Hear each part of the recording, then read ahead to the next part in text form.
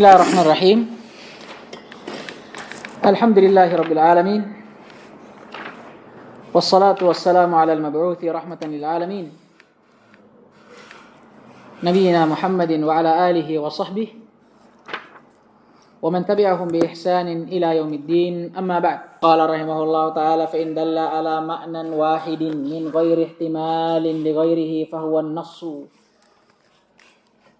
Kalau kata beliau dalla, fa'ilnya huwa, kembali ke al-lafaz.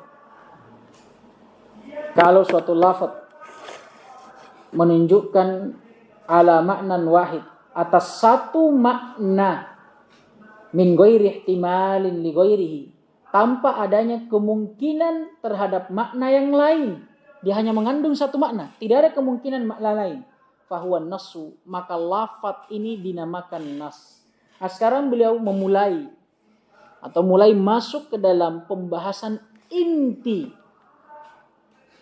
dari pembahasan usul fikih, yaitu pembahasan tentang alfaz, khususnya pembahasan tentang dalalatul alfaz, penunjukan lafaz. Setelah sebelumnya beliau membawakan pembahasan lafziyah secara umum, yang beliau mulai dengan pembahasan lughat, kalam, dan semisal dengannya. Sekarang intinya dari pembahasan lafziyah, dan ini juga sebagai inti dari pembahasan usul fikih. Ini pembahasan tentang dalalatul alfaz, penunjukan lafaz.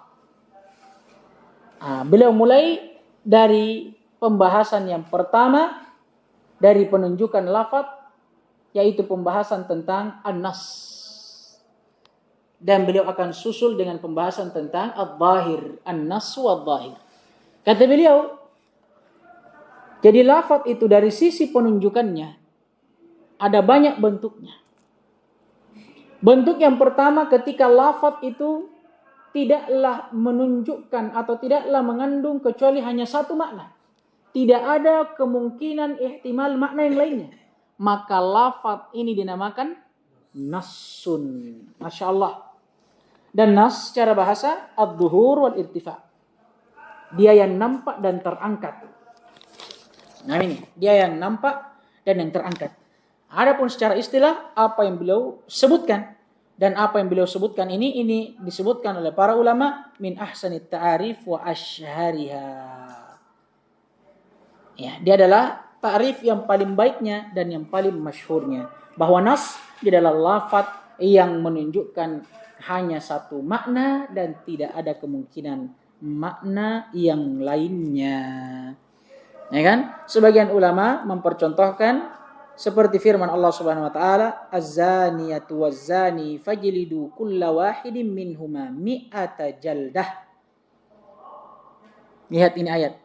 Dan seorang pezina, laki-laki ataupun perempuan, maka cambuklah setiap dari keduanya sebanyak 100 kali cambukan. Perhatikan setiap lafaz dari ayat ini. Tidaklah mengandung kecuali makna yang satu. Semuanya jelas, tidak ada ihtimal. Paham ini? Begitu pula firman Allah Subhanahu wa taala, "Wala taqtulun nafsal lati harramallahu illa bil haqq."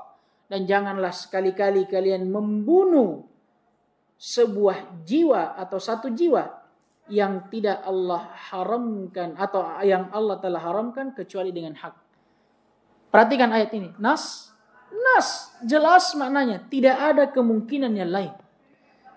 Dan diantara contoh yang lainnya banyak, tapi beliau hanya para ulama hanya membawakan beberapa saja ala sabilil misal, percontohan saja. Maka Allah rahimahullah taala wa asluhu adh-dhuhur wal irtifa. Oh, ternyata ada. Dan asal dari nas ini, maksudnya makna asalnya secara bahasa tentunya adh-dhuhur wal irtifa, yang nampak dan yang terangkat. Paham ini? Baik. Wa qad yutlaqu 'ala adh-dhahir wa huwa al-ma'na as-sabiq min al-lafzi ma'a tajwizi ghairihi. Sudah lewat tentang nas, kemudian faedah beliau bawakan, kadang nas ini, lafaz nas ini itu diitlaqkan kepada zahir. Dan apa itu zahir? Kata beliau, dia adalah makna yang sabiq, yang langsung terpahami dari lafaz bersamaan tajwizi ghairi, bersamaan adanya makna yang lainnya. Ini zahir. Ini lawan dari, bukan lawan sebenarnya. Ini bentuk yang lain dari apa? Dari lafaz. Ketika dilihat dari dalalahnya atau penunjukannya, ada namanya zahir. Dan zahir beliau sebutkan, dia adalah makna yang nampak langsung dipahami dari suatu lafaz tapi bersamaan dengan adanya makna yang lain. Bedanya apa? Kalau kita lihat mirip. Dari sisi apa? Dari sisi keduanya langsung dipahami dari lafaz. Tapi bedanya apa? Nas kita langsung pahami karena memang tidak ada kemungkinan yang lain. Cuma itu di situ. Paham ini? Cuma itu di situ. Tidak ada makna yang lain. Adapun zahir kita langsung pahami karena ingat, adanya dalil atau qarina yang menunjukkan bahwa apa yang langsung kita pahami dari zahir itulah yang diinginkan. Paham gini? Berarti mengharuskan adanya makna yang lain, hanya saja tidak ada qarina yang langsung memahamkan kepada kita bahwa itu yang diinginkan. Paham gini bedanya tak? Antara nas dan zahir. Sama-sama langsung dipahami dari suatu lafaz. Tapi nas karena memang tidak ada kemungkinan makna lain, maka ya memang pasti itu yang dipahami. Nas itu. Adapun zahir kenapa dia langsung dipahami? Karena ada qarina yang menunjukkan kepada kita bahwa yang diinginkan itu nih. Berarti mengharuskan ada makna yang lain. Hanya saja makna yang lain ini tidak ada qarina yang menunjukkan bahwa dia yang diinginkan dari lafaz. Masya Allah. Kemudian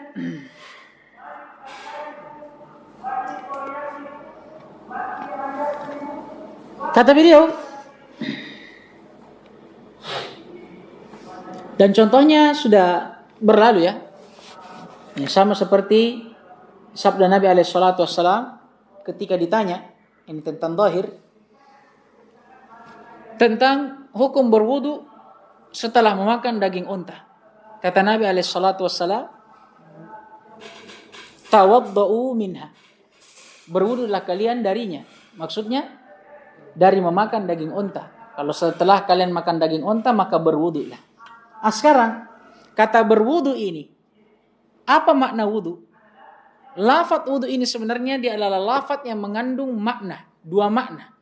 Wudu yang ma'rufah yang termasuk dari syarat salat, dan ada wudu yang bermakna nadhafah, membersihkan atau mencuci. Maka sebagian ulama ada yang mengatakan bahwa makna wudu ini bukan wudu yang ma'rufah, tapi wudu mencuci tangan. Berarti seakan-akan Nabi mengatakan cuci tanganlah kalian atau berbersihlah kalian setelah makan daging unta. Asal akar perselisihan di sini. Karena memahami maknanya, apakah yang zahir yang mana? Itu dia. Sedangkan kalau kita lihat dari hadis ini, apa yang nampak? Berwudu yang diinginkan apa? Wudu ma'rufah.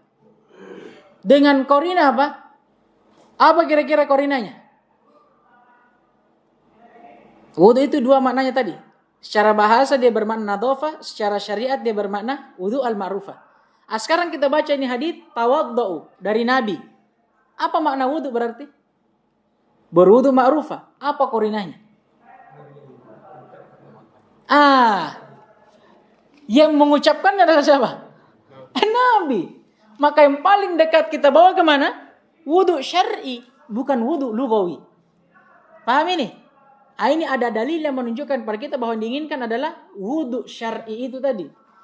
Dengan adanya qarina, berbeda dengan dalil-dalil sebelumnya. Dalil tentang nas. Memang kita langsung pahami dari nas itu bahwa itu yang diinginkan, bukan karena qarina, karena memang nas ini tidak mengandung kecuali satu makna saja, berbeda dengan zahir. Tsumma qala rahimahullahu taala wa aktsaru ma yusta'malu bainal fuqaha'i bihadzal makna. Dan yang paling banyak dari yang digunakan di sisi para fuqaha bihadzal makna, dengan makna ini. Apa maksudnya? Definisi zahir di sisi para ulama, khususnya di sisi para fuqaha, kebanyakannya didefinisikan dengan definisi yang telah berlalu. Dia adalah lafaz yang mengandung dua makna, ya, kemungkinan atau lebih. Tapi bersamaan dengan itu salah satu dari makna tersebut lebih rajih. Masya Allah. Kemudian kata beliau, fa in 'adadal ghaira dalilun yughallibuhu liqarinatin au dhahirin akhar au qiyasin rajihin summiya ta'wila. Sekarang beliau beranjak dari pembahasan dhahir kepada lawannya dhahir. Dan beliau tidak membuatkan bab baru, ya kan? Melainkan beliau memasukkannya kepada bab dhahir. Karena sebenarnya dhahir dan muawwal ini sama aja. Dia adalah satu lafaz yang mengandung banyak makna. Hanya saja dari banyak makna ini kan pasti ada yang kuat, ada yang lemah. Yang kuat ini dinamakan dhahir, yang lemah dinamakan muawwal. Jadi ala kulli hal keduanya sama aja. Sama-sama lafaz yang mengandung banyak ihtimal makna. Bedanya di mana? Kalau dhahir dia makna yang kuat, adapun makna yang lemah ini namanya muawwal. Makanya wallahu taala alam kenapa beliau tidak bawakan bab baru tentang muawwal, karena muawwal ini masuk dalam dhahir. Makanya beliau masukkan dalam pembahasannya. Nah, kemudian kata beliau, kalau ada dalil yang menguatkan makna yang lain yang menjadikannya yughallibuhu, mengalahkan kembali kepada zahir. Jadi begini, fa in adada al-ghairu dalilun, mana fa'ilnya adad? Dalilun, maf'ulnya al-ghair, yughallibuhu. Ini apa? Sifatnya atau halnya, tergantung nanti. Ya kan? Nah, kalau ada dalil yang menguatkan al-ghair, makna lain. Maksudnya apa ini? Muawwal. Yughallibuhu ay yughallibu dhahir li qarinatin, imma karena adanya qarinah au dhahirin akhar, atau ada dalil zahir yang lain, au qiyasin rajihin, atau qiyas yang rajih. Maka lafaz ini al-ghair ini tadi yang mengalahkan zahir dengan dalil dinamakan apa?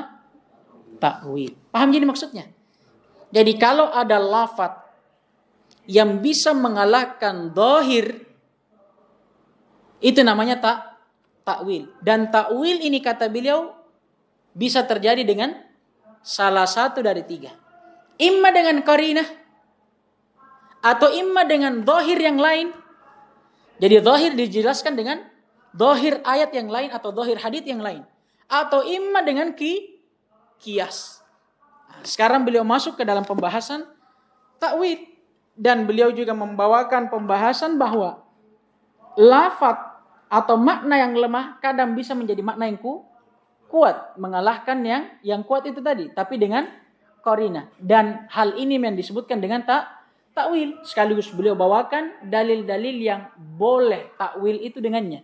Yang pertama qarinah, yang kedua zahir yang lain, yang ketiga qiyas, tapi dengan syarat qiyas rajih. Masya Allah. Dan para ulama memberikan contoh. Adapun contoh ta'wil dengan qarinah,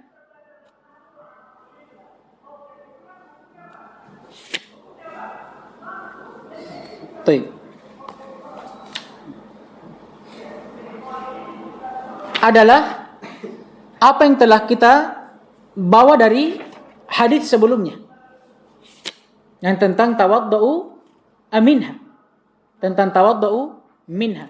Ya, ada qarina yang menjelaskan kepada kita bahwa yang diinginkan dengan lafaz wudu yang muhtamal tadi adalah wudu syar'i, bukan lugawinya. Adapun contoh untuk ta'wil dengan zahir yang lain, itu pada firman Allah Subhanahu wa taala, hurrimat alaikumul maitatu al-ayah. Perhatikan. Sungguh telah diharamkan atas kalian bangkai. Paham ini? Sekarang kata para ulama, ayat ini zahirnya yang nampak padanya pengharaman apa? Maitah, apalagi maitah, bangkai secara mutlak. Apa maksudnya mutlak? Pengharaman dagingnya dimakan. Pengharaman selain dagingnya. Apapun itu, termasuk kulitnya. Walaupun tidak dimakan. Mutlak. Kemudian ternyata datang hadis. Nabi alaihissalatu wassalam bersabda, "Idza dabagal ihabu faqad tahur." Kalau kulit itu telah didabak, dabak itu disamak, dibersihkan, faqad tahur, maka sungguh telah suci. Nah, tadi ayat mutlak atau umum, afwan. Pengharaman bangkai secara mutlak. Paham ini?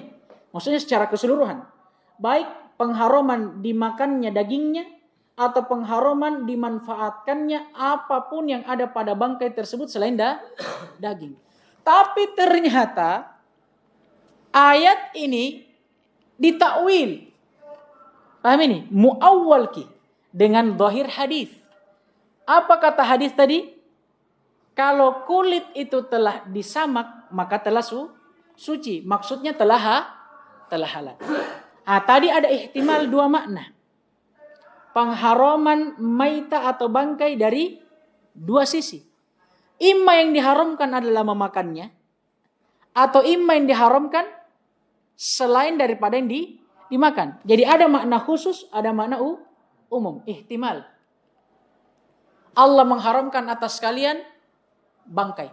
Apa yang diharamkan? Ihtimal. Apakah diharamkan memakannya saja? Ataukah ihtimal yang lain? Diharamkan secara mutlak. Dimakankah, diapaikah? Ihtimal tak? Ini lafaz apa namanya? Lafaz ihtimal. Muhtamal ki. Berarti harus kita kuatkan salah satunya. Sehingga ada yang bisa jadi zahir, ada yang muawwal. Ayat zahir yang nampak dari ayat umum. Ayat muhtamal adalah apa? Makna khusus. Tapi ternyata makna muhtamal inilah, makna muawwal inilah yang diinginkan. Karena datangnya zahir hadis tadi. Kata Nabi alaihissalatu wassalam, kalau kulit itu telah disamak, maka telah suci. Maksudnya halal. Paham tidak ini? Sekarang, takwil yang diinginkan ini dari mana? Apakah ada korina? Bukan korina namanya, tapi dengan zahir yang lain. Contoh yang terakhir, takwil dengan kias yang rajih.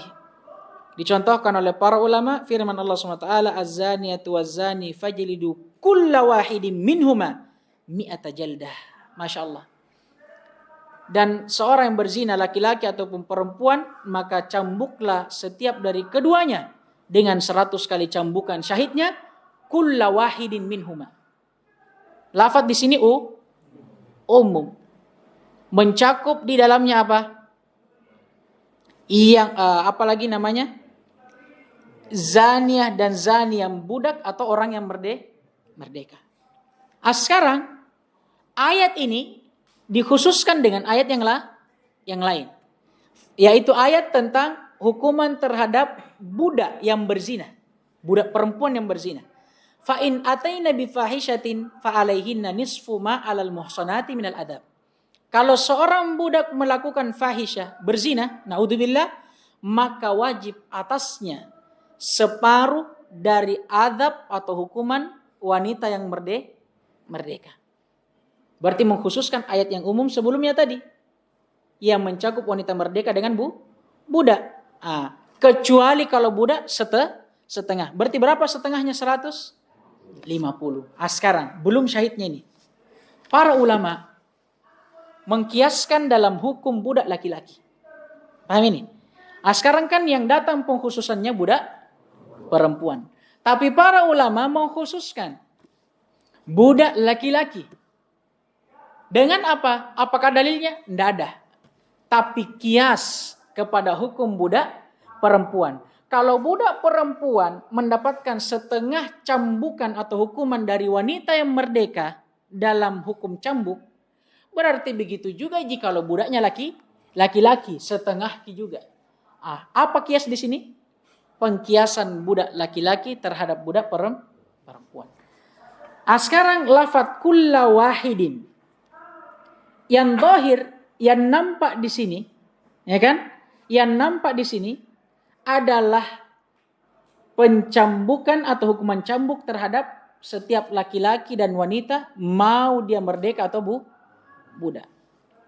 Tapi ada ihtimal pengkhususan di dalamnya, yaitu pengkhususan budak perempuan dan budak laki-laki.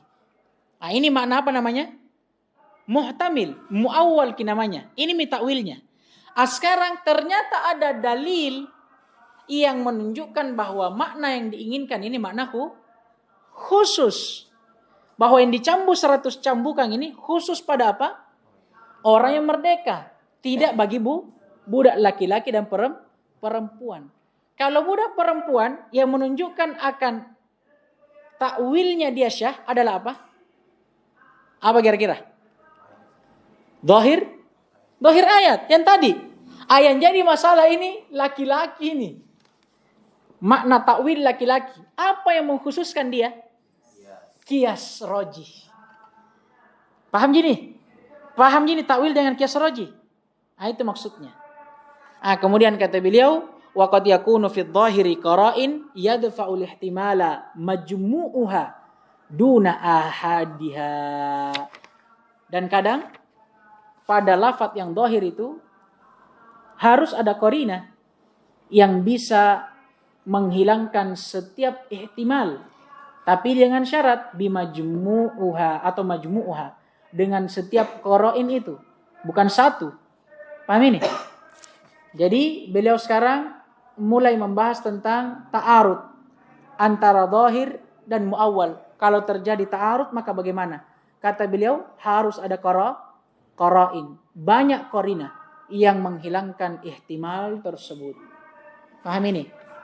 Dicontohkan oleh sebagian syurah seperti sabda Nabi alaihi salatu wassalam, ayyuma imra'atin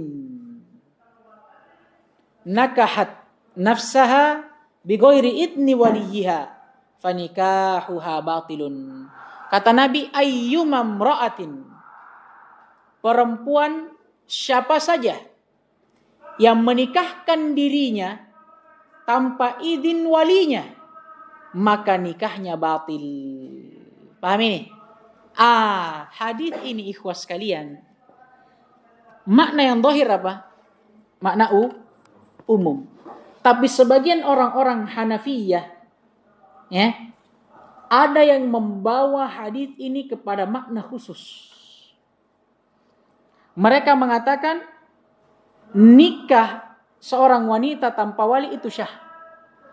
Ketika mereka ditanya, bagaimana dengan kedudukan hadis ini? Ayyuma imra'atin nakahat nafsaha bighairi idni waliha fanikahuha batil. Setiap wanita yang menikahkan dirinya tanpa wali batil. Apa mereka bilang? Hadis itu dikhususkan kepada wanita kalau dia sogiroh, anak kecil. Ini apa namanya? Zahir atau muawwal? Muawwal, karena itu tidak nampak. Yang nampak dari hadis apa? Umum, semua wanita. Paham ini? Orang-orang Hanafiyah bilang apa? Wanita yang diinginkan sogiro, kalau anak kecil. Berarti kalau besar tidak masuk dalam hadis. Anak kecil gitu yang tidak boleh menikah tanpa wali. Kalau wanitanya dewasa boleh. Sekarang makna muawwal ini. Kata beliau, kalau ta'arud ki muawwal dengan zahir harus ada qara'in. Qarina yang membatalkan ihtimal itu. Di antara qarina kata para ulama, hadits ini datang dengan lafaz ayyu. Dan ayyu ini di antara lafaz syarat yang tidak diperselisihkan bahwa dia menunjukkan makna umum. Itu qarina yang pertama.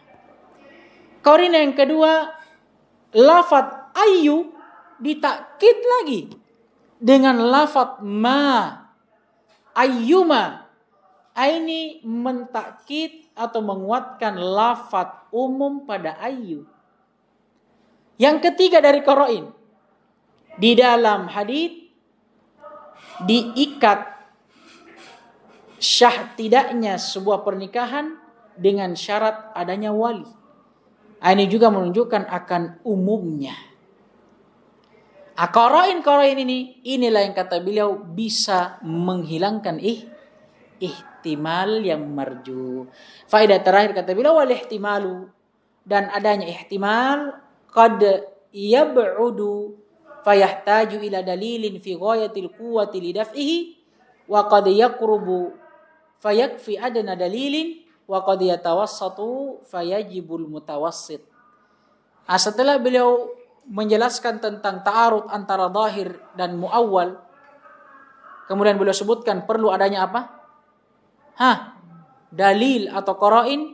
Beliau membawakan faidah bahwa ternyata kadang ihtimal ini makna muawwal itu berbeda-beda tingkatannya.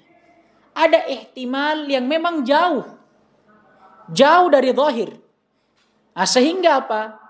Untuk menguatkan ihtimal ini perlu dalil yang atau untuk untuk menghilangkan ihtimal ini perlu dalil yang kuat.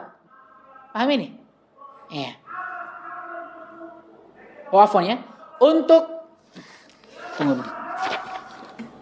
Ya. Untuk menghilangkan ihtimal ini perlu dalil yang kuat. Tapi kadang juga ada ihtimal, itu ihtimalnya dekat, maka tidak perlu dalil untuk merajihkannya. Dan kadang juga kadang ihtimalnya pertengahan, maka butuh juga dalil pertengahan. Apa maksudnya? Takwil itu berbagai macam bentuk, ada 3 tingkatannya. Ada takwil yang jauh, maka butuh dalil yang kuat untuk menguatkannya. Ada takwil yang pertengahan, ada takwil yang lemah. Ada takwil yang dekat, maka cukup dalil yang dekat untuk menguatkannya. Dan ada takwil yang pertengahan, juga butuh dalil yang pertengahan. Masya Allah.